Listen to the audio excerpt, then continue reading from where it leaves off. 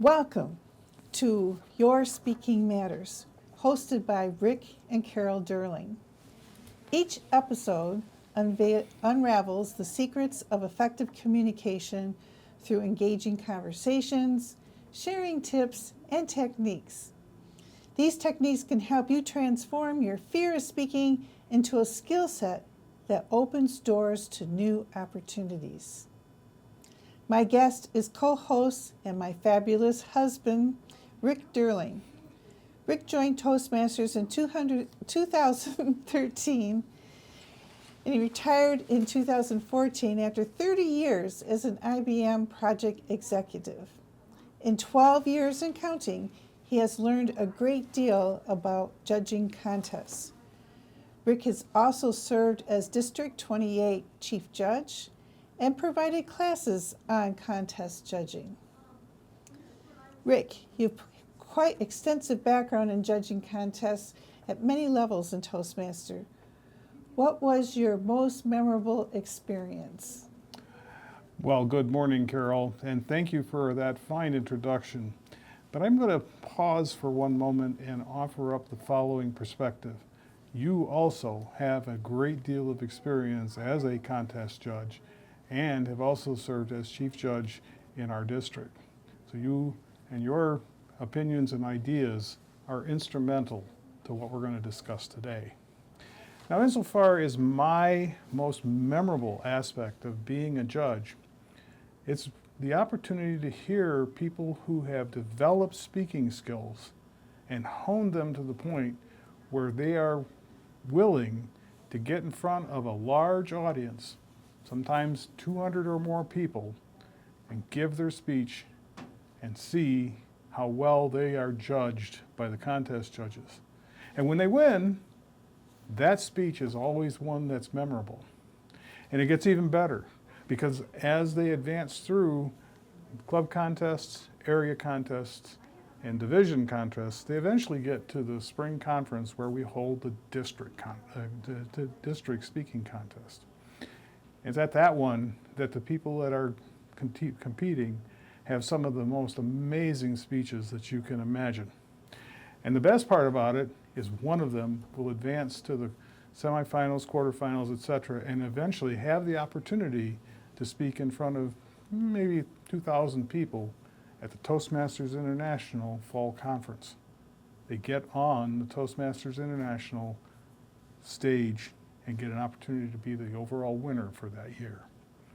Those speeches are always outstanding.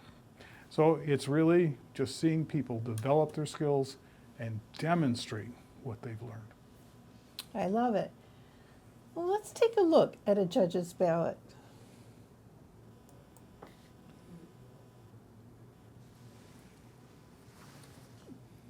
What are the three high-level components of a judge's ballot? Well, the judge's ballot actually has three basic areas, and the first one, content, covers 50% of the score that you can get. And the second section is delivery, and the last section is language. Now, I need to point something out for anybody who is planning to be a judge. If you are going to be a judge, do be aware of two really important things. One, always remember that you're not evaluating the person's speech. You are basically judging it, and there is a significant difference between the two.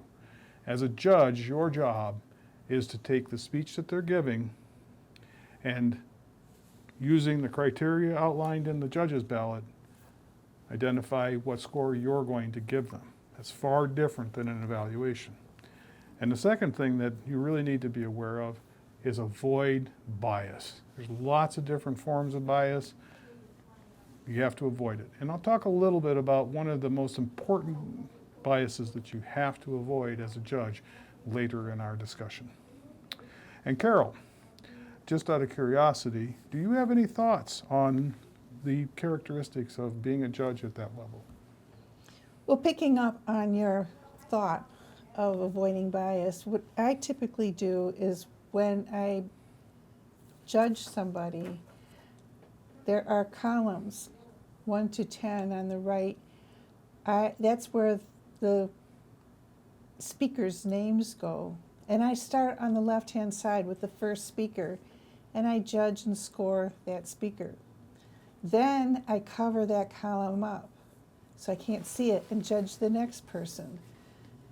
And then cover two of them up and judge the third person, and so forth.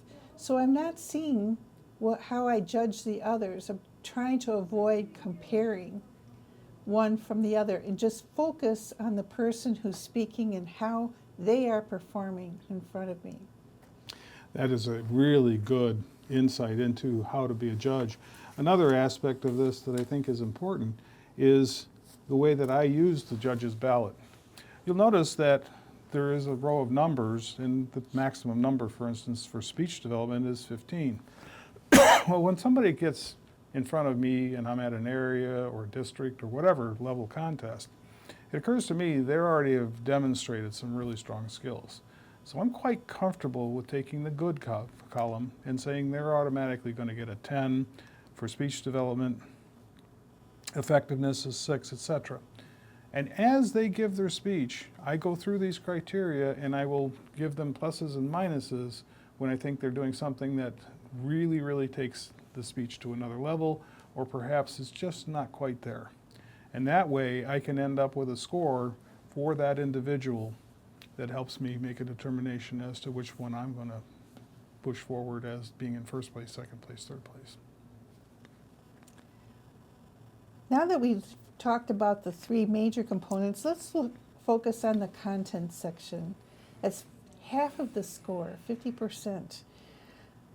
How do you judge the aspects of the content of a speech? I'm going to start by describing what a good speech has. And that really is what we talk about when we talk about speech development. A good speech will have some kind of an opening that gives you an idea of what the speaker is going to talk about. It has a body that basically will take you through what the speaker is presenting, and then a good summary is always necessary. So that opening body close is definitely the core part of a speech. In the body, you provide supporting material. So it doesn't really matter what form of speech you choose to do. Every speech, whether it's a timeline or an informational speech or something that has a story, it doesn't matter. You're going to start with something that tells me what you're going to talk about. For instance, a timeline might start, I was born in 1958. That was an awesome year. Now you're going to have supporting material of why 1948 perhaps was a great year.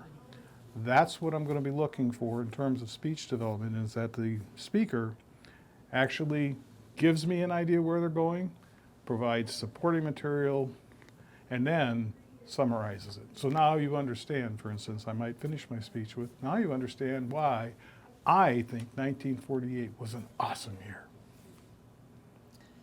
Excellent. How about effectiveness? How would you approach a speech effectiveness? Effectiveness is the whole concept of being able to clearly articulate what your message is. It's the ability to actually achieve the purpose that you've stated perhaps in your opening. It's how good the material that you have, how relevant it is to what you're saying. So as a judge, in this particular instance, it's absolutely critical to be totally focused on what the speaker is saying, using your listening skills, and not thinking about what you're going to do tomorrow or next week while that person is talking. You actually have to listen, understand where they're going, and actually look for the effectiveness aspects of it. Are they actually supporting their points appropriately? One thing I noticed, speech value is counted higher than the others. Talk about what you look for in the speech value. Speech value is a very subjective one, and that's just the way it is. But realistically, it's, are you presenting your ideas in a logical fashion? Or are you jumping from one point to another with no connective information? So for instance, you might talk about, I don't know, how to paint a wall. And you start out by saying, I'm going to do a big W on the wall before you've even gotten to the point where you talk about taping up things you don't want painted, much less mixing up the paint, much less all the steps that lead up to where you can actually use the roller on the wall. That's a logical approach to giving a speech. Lots of ways to do it, but it's not jumping from one topic to another. It's preventing ideas and supporting those ideas with what you're saying. And it's really, really critical, in my mind, to have some level of original thought. That could just be that you had a strong emotion to whatever happened in your life. That's an original thought. That's yours. I'm looking for those kinds of things in the speech. Excellent. Actually, listening for those kinds of things in the speech. The next section is delivery. Tell me what you look for in delivery. In my mind, delivery begins with your physical presence. When you take the stage or you're standing up to give a speech in a meeting room, do you command the room? Do people automatically look at you? Maybe, maybe not. But there are skills and techniques that you can learn in Toastmasters to command the room. It's those skills, such as keeping your shoulders down, smiling, being confident, standing tall. All of these really tell the audience that you are someone to be listened to. And they're going to want to listen to you because you're using some relatively simple skills. Those skills are the ones I'm looking for in the physical aspects. Now, Carol, with the risk of jumping ahead in the agenda, I'm going to go ahead and talk about voice. Voice is very important. Some people are born with a natural voice that just sounds absolutely awesome. And you want to just fall into that voice and hear what it has to say. Not everybody has that. The rest of us have to practice. And that's where voice comes in. It's how you use your voice. Do you raise your voice loudly to get the point across? You can. Do you talk with a soft tone to maybe coax people along? Do you change the way that you're talking to maybe a higher pitch? All of these can be used to really enhance a speech immensely. So I'm always listening to hear how the speaker uses their voice to cover that one. The last one in delivery, and I'm going to do this just to keep us moving, is manner. And that comes right back to what I'm talking about, but it's also got some other characteristics. Is the speaker enthusiastic? Are they up about what it is they're going to talk about? Because if they're not, here's a great example of how it can fail miserably for a speaker. I had an absolutely awesome vacation. We went many places. It was wonderful. Well, quite frankly, if somebody gets up at a contest and does that, you know, they're not really giving me that direct feedback that I, as an audience member, want. So I'm listening for something more along the lines of, I had an awesome experience. It was most excellent. We went a million different places, and every place was different and awesome. You can hear the enthusiasm, the strength in my voice. That's what I'm listening for in that particular spot. And it also, by the way, carries a lot to where their confidence is. You're standing tall, shoulders down. You have the ability to project your voice far better than you do otherwise. Carol, I'm just curious, do you have any thoughts in this space that you'd like to share? I think also one would look for the manner that one presents a speech. That is directness. Are they confident in their speaking? Are they enthusiastic? And as you just pointed out, someone who says, I went on a vacation and it was very monotone, isn't showing the kind of enthusiasm that you would want that speaker to show if they are trying to sell a point of view and value of the speech. So that's another area that the judges look at. Awesome. What about the area of language? What do you look for there? Now this is a really interesting one because there's lots of characteristics in this. I'm not going to cover everything, but I'm going to talk about appropriateness first. You know, quite frankly, if you get up and every other word is and you know, you're not really giving your best to the people who are listening to you. And so I'm listening to see if people are using proper English, which we're going to get into next. But I'm also listening to, is the speech giving me everything that the speaker is intending to give me? Back to my example of the awesome vacation. If they're up there and it was an awesome vacation, and they're trying to sell me on the idea that it was an awesome vacation, guess what? That's not appropriate to the purpose of the speech. Conversely, somebody may be actually talking about a horrible event in their life, and that's perfectly legitimate. To talk about something that had a huge impact on you. Being upbeat and bouncy while you're giving that speech may not be appropriate. So this is another spot for appropriateness that I spend a lot of time just focused on what the speaker is saying to me and assessing whether or not it's appropriate to what they're trying to get across. Now, correctness is quite frankly how you use the language. Having a properly constructed sentence is really critical in any speech. It's fun to talk like Yoda. I am talking kind of thing, the reverse construction. But it's not appropriate in a human setting. In English, you'll get your point across much better if you use proper grammar. So I am definitely listening to hear if they are at least making an effort to construct sentences in a clear, concise fashion, following grammatical rules. I'm not a perfect grammarian, so I will tell you that even, a little bit of difference in the way that they present something is not too huge, but if they're just completely off the rails in that area, I'm going to knock them down a little bit. Now, one of the things I want to really focus on is word selection. Word selection is, in my opinion, is not necessarily being given enough weight in this particular ballot, but that's my opinion. The reason is words make a difference in a speech. Using words when you're talking about something that is amazing to you, like amazing, wonderful, awesome, terrific. Those are words you can select as you create your speech. Conversely, if you want to talk about this was a huge impact on me. My family felt the impact. The tension was enormous.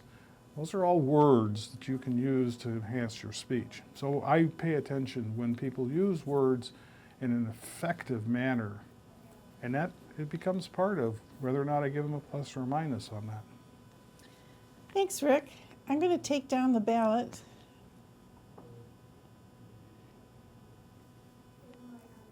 And thank you so much for taking your time today to share with us tips in contest judging.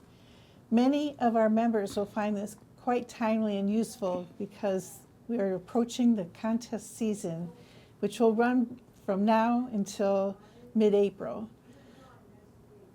Good time to do this. Thank you for joining us.